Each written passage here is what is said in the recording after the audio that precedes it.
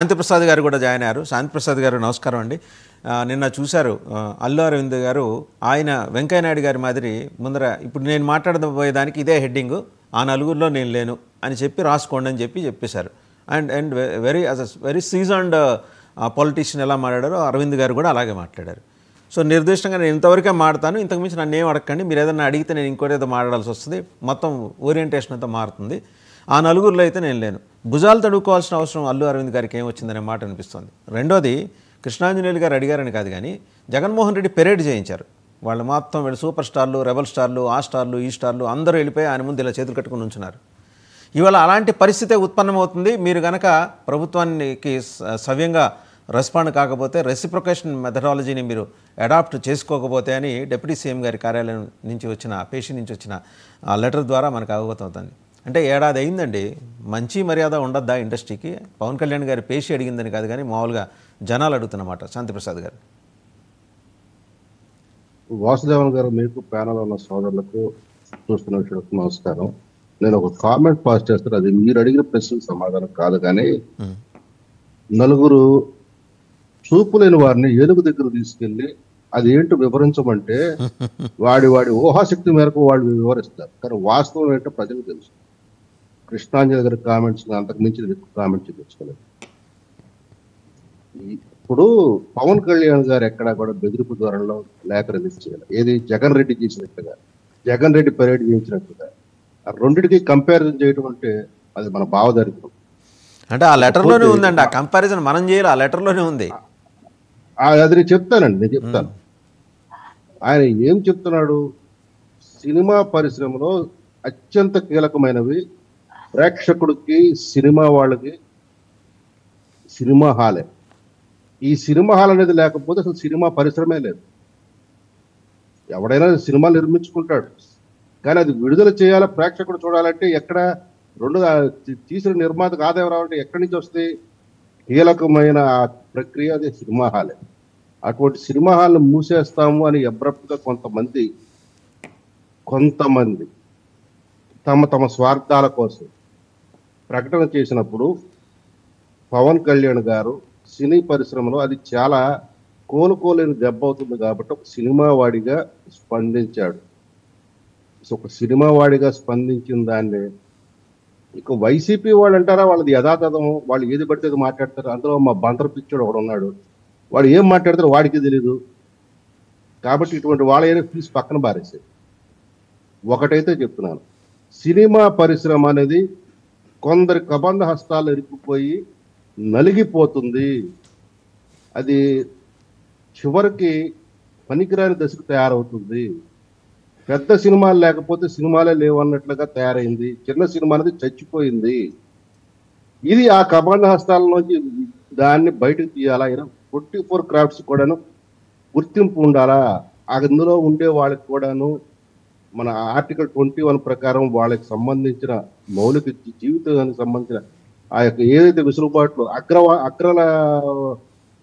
నటులుగా కానీ, అగ్ర దర్శకులుగా కానీ, అగ్ర రచయితలు కానీ, అగ్ర సంగీత దర్శకులకు కానీ వాళ్ళకు వస్తున్నంత మర్యాదలు అందులో కనీసం 100వ వంతన వీళ్ళకి దక్కాలి అనే ఆలోచన చేస్తూ, ఇది మొదటి నుంచి పవన్ కళ్యాణ్ గారు చేస్తున్న, ఈరోజు కొత్తగా చేసిన ఆలోచన కాదు. మేము ఇంత పాజిటివ్ దృక్పథం అంటే మీరు వచ్చి కలవకపోవటం ఏంటి అనే దాని మీద అడిగాడు. అడగటంలో తప్పు లేదు, మీకు ఎట్లాగో ఇది లేదు. పైగా నిన్న ఒక నిర్మాత ఏమన్నాడు, మేము ప్రైవేటు వ్యాపారం అన్నప్పుడు వెళ్ళి ఎందుకు సాగిలు పడ్డావు జగన్ రెడ్డి దగ్గర? ఎందుకు సాగిలు పడ్డారు? ఇది గుర్తుపెట్టుకోవాలి. అది పరిశ్రమ అని మీరు అడుగుతున్నారు. ఈ రోజులు అడిగింది కాదు, దశాబ్దాలు అడుగుతున్నారు. సినిమా అనే పరిశ్రమగా గుర్తించమని అడుగుతున్నారు. గుర్తించడం సిద్ధంగా ఇక్కడ మేమున్నా, మీరు ఎందుకు రావట్లేదు పవన్ కళ్యాణ్ ప్రశ్నించాడు. ఇక ఆ ప్రశ్నలో భాగంగా ఈ యొక్క కబంధ హస్తాల్లోంచి సినిమా అనే దాన్ని పక్కకి తప్పించబోతున్నాడు. ఇప్పుడు అందులో భాగంగా ఆ నలుగురు అనే వచ్చిన ఆ పిలుపులోంచి ఒక అతను వచ్చి ఆ నలుగురిలో నేను చెప్పుకున్నాడు. వెల్ అండ్ గుడ్, మిగతా వాళ్ళు కూడా చెప్పుకోమనండి. సినిమా పరిశ్రమ ఆ కబంధ హస్తాల నుంచి బయటకు వస్తుంది. ఎలా తీసుకురావాలో కూడా తెలుసు. దాన్ని మళ్ళీ ఎలా పాత రోజుల్లో నిర్మాత, ప్రేక్షకుడు, సినిమా హాల్, ఈ మూడే కీలకం. మరలా ఆ స్థితి వస్తుంది, తీసుకొస్తాడు పవన్ కళ్యాణ్. అంటే ఎక్కడ మొదలు పెట్టామో మళ్ళీ అక్కడికే వెళ్ళాలి. ఎక్కడ మొదలు పెట్టాం కాదు, ఏది ఆరోగ్యకరమైన సాంప్రదాయమో, ఎక్కడ ఎక్కువ మందికి అత్యధికమైన వారికి ఆనందం ఉంటుందో, ఎవరికి ఇబ్బందులు లేకుండా ఉంటుందో ఆ యొక్క సాంప్రదాయానికి మళ్ళీ పునరుద్ధరణ. శాంతిప్రసాద్ గారు, అసలు అంటే ఇవన్నీ పక్కన పెట్టండి, నాకు ఒక డౌట్. ఇప్పుడు వాళ్ళు ఎవరో 4 రూపాయలు వెనకటికి వాళ్ళ పెద్దలు సంపాదించి ఇచ్చిన దాంతో సినిమా తీసుకొని ఆడిస్తుంటే మధ్యలో ఈ గవర్నమెంట్ పెత్తనాలు ఏంటండి? వాడు జగన్మోహన్ రెడ్డి చేసినా వీళ్ళు చేసినా అసలు ఈ పెత్తనం ఏంటి? వాళ్ళు ఏదో ఆడించుకుంటారు, వాళ్ళకి వీలుగా వాళ్ళు చేసుకుంటారు. మధ్యలో ప్రభుత్వం ఎందుకు ఇన్వాల్వ్ అవ్వాలి? అసలు ప్రభుత్వం దగ్గరికి వచ్చి అందరూ నమస్కారాలు ఎందుకు పెట్టాలి? జగన్మోహన్ రెడ్డి గారు కావచ్చు, చంద్రబాబు గారు కావచ్చు. ఎందుకు పెట్టాలంటే, మీరు సినిమా తీసేటప్పుడు ఒక ప్రజా బాహుళ్యంలోకి సినిమా తీస్తే ప్రజలకు ఇబ్బంది కలగకుండా అంటే అనుమతులు తీసుకోవాలి. ప్రభుత్వంతో అక్కడ మీకు సంబంధం ఏర్పడుతుంది. లేదు, మీరు తీసేది చిన్న సినిమా అయినప్పుడు మీకు రాయితీలు కావాలనుకుంటున్నప్పుడు ప్రభుత్వం దగ్గరికి వెళతారు. గతంలో చాలా సినిమాలు అట్లా రాయితీలు పొందినవి, ట్యాక్స్ కూడా ఎగ్జామ్షన్ పొందినవి ఉన్నాయి. ఇట్లా చాలా చాలా ఉంటాయి.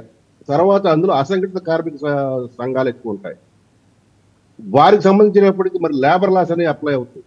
మరి అక్కడ ప్రభుత్వం అనేది అక్కడ మరి అనుకోకుండా అయినా సరే అక్కడ వస్తుంది.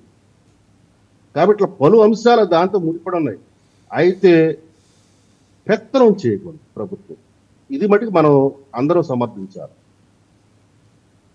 కంట్రోల్ చేయాలా, కోఆర్డినేట్ చేయాలి తప్పితే కమాండ్ చేయకూడదు.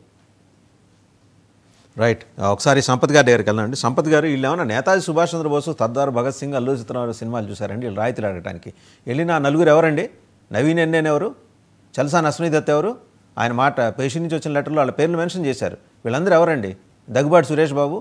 వీళ్ళు ఏమన్నా దేశభక్తి పూరిత సినిమాలు తీశారా? వాళ్ళు వెళ్ళి, అయ్యా మేము ఈ సినిమా తీసుకుంటున్నాం, మాకు రాయితీలు ఇవ్వండి, లేకపోతే బెనిఫిషియల్కి అనుమతి ఇవ్వండి, ఈరోజు 12 ఆటలు వేసుకుంటాం, 13 ఆటలు వేసుకుంటాం, ఒకటి 1000 రూపాయలు అమ్ముకుంటాం, 2000 అమ్ముకుంటాం. అండ్ దీనికి మాత్రం వాళ్ళు వ్యక్తిగత, నేను ఆ లెటర్లో పవన్ కళ్యాణ్ గారి స్ఫూర్తిని నేను డెఫినెట్గా ఐ అప్రిషియేట్.